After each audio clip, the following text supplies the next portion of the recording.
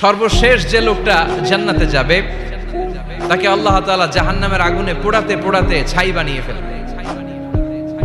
আল্লাহ বলবেন, জিব্রাইল যাও একটু দেখো, একটা মাত্র সেজদা দিয়েছে আমাকে, এরকম কাউরে পাওয়া যায় কিনা। বাটি চালান দিয়ে দেখো পাওয়া যায় কিনা।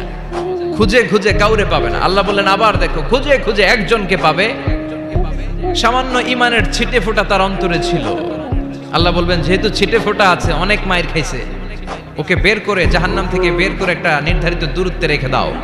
রেখে দেয়া হবে, কিন্তু জাহান্নামের আগুনের লেলিহান শিখাতে তার গা ঝলসে যাবে।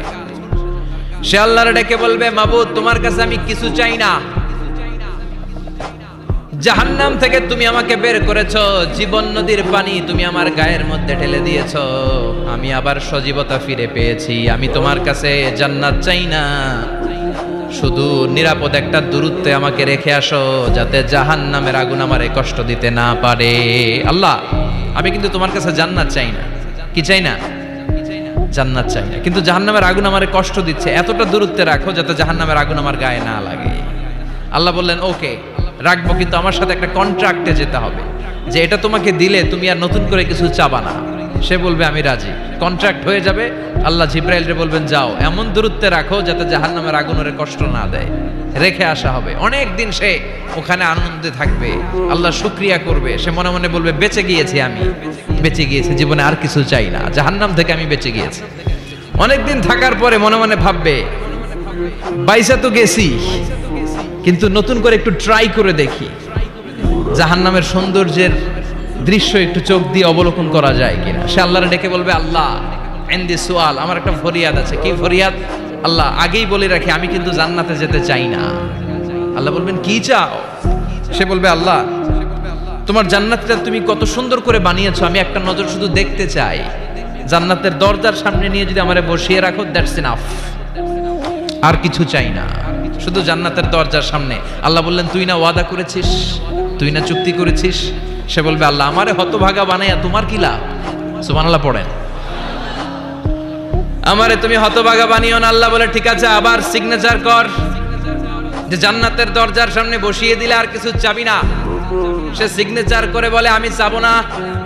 আল্লাহ বললেন জিব্রাইল বেচারারে ধরে জান্নাতের গেটের সামনে বসায় দে। এবার জান্নাতের গেটের সামনে বসে বসে জান্নাতের সৌন্দর্য দেখা শুরু করবে। সুবহানাল্লাহ। এমন সৌন্দর্য যেটা চোখ দিয়ে কেউ দেখে নাই, কান দিয়ে শোনে নাই, ওই সৌন্দর্য চোখে দেখে, কান দিয়ে আওয়াজ শুনে মাগার ভোগ করতে পারে না। অন্তরে জ্বালা আছে না নাই? এয়ার কন্ডিশনের রুমে ঢুকতে না পারলেও, এয়ার কন্ডিশনের রুমের দরজার বাইরে দাঁড়ালো, এয়ার কন্ডিশনের রুমের একটা ঠান্ডা বাতাস গায়ে লাগে না? কথা বলেন তো। ও যখন জান্নাতের দরজার সামনে দাঁড়াবে, ওর গায়েও এরকম জান্নাতের ঠান্ডা বাতাসের হিমেল ছোঁয়া গাটাকে শীতল করে দিবে। ওই শীতল হয়ে যাওয়ার পরে আর তো সহ্য হবে না, আবার আল্লাহরে ডাকবে। মনে মনে ভাববে আর একটু ট্রাই করি না, দোষ কি, আস্তে আস্তে অনেক দূর তো আগাইছি। সুবহানাল্লাহ কইবেন না? এবার আল্লাহরে বলবে আল্লাহ ইনদি সুআল, আল্লাহ তুমি যদি কোনো বিষয়ে নতুন করে ডিসিশন নাও, তোমারে জিজ্ঞেস করার মতো কি কেউ আছে? আল্লাহ বলে না, আমি তো সব রাজার বড় রাজা, মহারাজা, আমার উপরে তো কারো কথা চলে না। ওই হতভাগা লোকটা বলবে আল্লাহ এত সুন্দর জান্নাত তুমি বানালা, চোখ দিয়ে সৌন্দর্য দেখি, কান দিয়ে আওয়াজগুলো শুনি, হুর আর গেলমান হেঁটে বেড়ায়, এত সুন্দর জান্নাত চোখ দিয়ে দেখি, ঢুকতে পারি না, আমারে কষ্ট দিয়ে তোমার কি লাভ?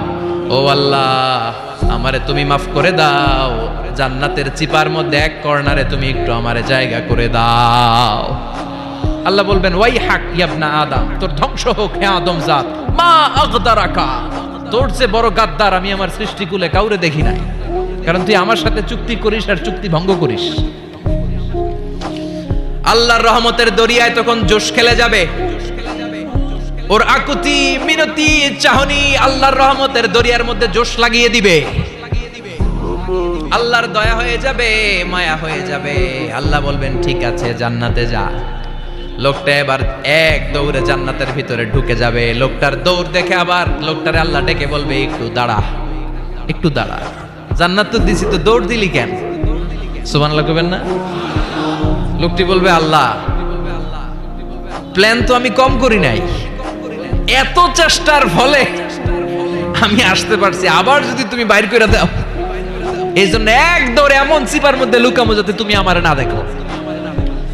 আবার আল্লাহর রহমতের দরিয়ায় জোশ খেলে যাবে, আল্লাহ কাছে ডাকবে, কাছে আয় ও গোলাম, তোর কি মনে চায় আমারে বল, আজকে তুই চাইতে থাক, আমি দিতে দিতে তোর মনের সব আশা পূরণ করে দেব। লোকটা খুশি হয়ে বলবে, আল্লাহ আমারে এটা দাও, বাড়ি দাও, গাড়ি দাও, নারী দাও, এটা দাও, ওটা দাও, একের পর এক চাইতে থাকবে, আল্লাহ সব তারে দিতে থাকবে। চাইতে চাইতে লোকটার সব চাওয়া যখন শেষ, সে বলবে, আল্লাহ আর আমার চাওয়ার কিছু নাই। আল্লাহ বলেন, নো, এত তাড়াতাড়ি যে তুমি খেলা শেষ করতে পারবা না মনু, আমার সাথে তোমার এই খেলা আরো লম্বা সময় চলতে হবে, তোমার অনেক কিছু চাইতে হবে। তুই আজকে চাইতে চাইতে তোর সব চাওয়া আমার কাছে বলবি, আর আমি দিতে দিতে তোর জীবন ধন্য করে দেব। সে আবার চাইতে শুরু করবে, আল্লাহ এটা দাও, ওটা দাও, ওটা দাও, আল্লাহ দিতে দিতে সব দিবে। এরপরে বলবে, আল্লাহ মাফও চাই, দোয়াও চাই, আর চাওয়ার কিছু নাই। আল্লাহ বলবেন, তাই ঠিক আছে, তোরে আমি জান্নাতে ঢুকাই দিলাম, তবে মনে রাখিস তোর জান্নাতটা হবে সবচেয়ে ছোট জান্নাত, আর তোর জান্নাতটা হবে এই পৃথিবীর 10 গুণ। চিল্লা এখন সুবহানাল্লাহ।